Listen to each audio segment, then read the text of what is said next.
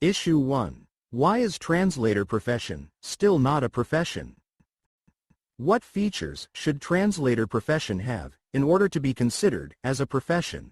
And what can a translator do to be called a professional? Hi guys. My name is Vlad, and for over 30 years, I have worked as a translator and interpreter in the oil and gas industry.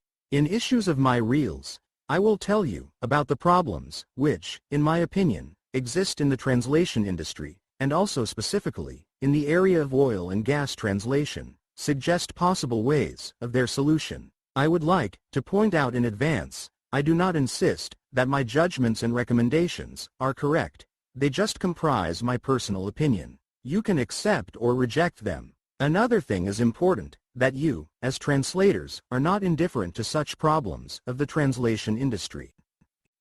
The subject of our small discussion today is profession of translators, and to be more specific, why that profession still has not become a profession in full meaning of this word. First of all, let us define what is profession in general sense. In academic glossaries, I found the following definitions. Profession is a form of activities based on specific knowledge, skills and experience, focused on achievement of specific goals. It implies high qualification and requires theoretical knowledge and practical skills gained in the process of special training or education.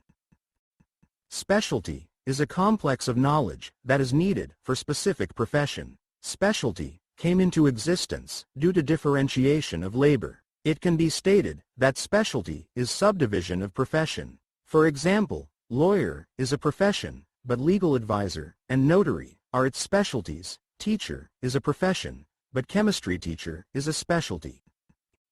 In 2021, the Russian Federation Ministry of Labor and Social Protection approved professional standard, translation and interpreting specialist. Then many translators said, at long last, now our profession has come into existence. From legal point of view, yes. However, in my opinion, it is not enough.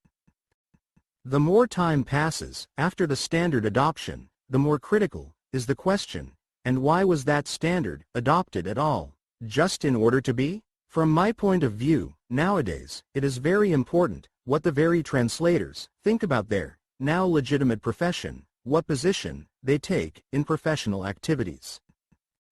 If there is no specialty, then there is no profession. There is only something amorphous, defining general area of activities. In other words, when you come to a medical clinic, you do not say that you need a doctor. No, you specifically need a therapist, surgeon, cardiologist and so on. But in our profession, they normally look for a translator, and then ask him, and what topics can you translate? Maybe, with rare exception, they can say that a medical, legal or technical translator is needed, specifying specialties, which have been already distinguished, however, still are not validated by law. What if the same could be in a medical clinic? You come to the medical office and say, my knee went out, and what can you treat? Oh, I see. This is not my case. Well, it is really funny. An important factor for definition of translators' profession is attitude of translators to their professional activities. I remember one occasion, my relatives asked me to help their friends find a job for their daughter who had just graduated from a blue-chip Moscow institute. I talked to her mother and heard the following. We would like to find a translation job for our girl, but only as an intermediate stage, as a step, because so far we cannot find any decent job for her. Here we go. She was ashamed that her daughter would work as a translator and addressed me just because of despair. It is an example of rather frequent attitude to translators in our society. And another example from different culture. Once in Moscow, I was invited for interpretation in one major, international, oil and gas company. When I came to the department of that company, where I knew all people, they were in the process of moving furniture and documents to a different floor. Certainly, I offered my assistance, however head of the department, a Canadian, did not let me do that, and said, they will understand me when I invite a specialist for work in my department and pay him. But when that specialist starts moving furniture, nobody will understand me. That means he considers translators as specialists. Why does that happen? I think it is the fault of the very translators. In order to understand that, we need to sort ourselves out, and for that purpose, return to the very beginning of the discussion. Thus, unfortunately, so far, we do not have a detailed classification of translators by specialty. As a result, most translators have to work in different areas, and naturally, they cannot demonstrate advanced knowledge in any of them. Nevertheless, they keep on accepting requests from areas unknown to them, relying only on so-called pre-reads as the last resort. To be honest, were you in such a situation? Was it scary? With no doubt. And what does a frightened person do, particularly the person who is suspected or blamed not to have sufficient competence? Is he ready to accept it, reject the job, and remuneration for it? In most cases, unfortunately, not. The translator starts wandering from proper conduct. In attempt to save the job and money, he strives to compensate lack of professionalism by other methods, please the customer, adulate, and lick the dust, turning himself into a servant. Well, if it is so, should we be surprised that translators are often treated as servants, but not as specialists? Such, rather sustainable disrespect of translators, also expressed in the level of payment, once again confirms how many translators were in the situation described above.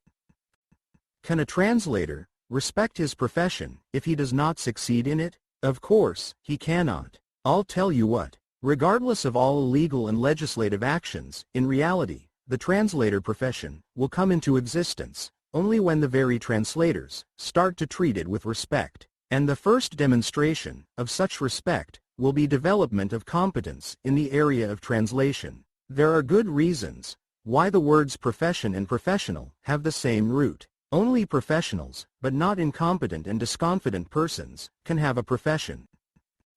Of course, it is not a legal aspect of the issue. However, only translators can create their profession, but not statutory documents, also because they are often adopted by people who are too far from our profession. And the way to achieve that can be the following: specialization of translators, development of competences in specific area, development of self-confidence based on gained knowledge, development of self-esteem and respect to the profession, and as a result, development of respect to translators as specialists, and the very translator profession on the side of customers.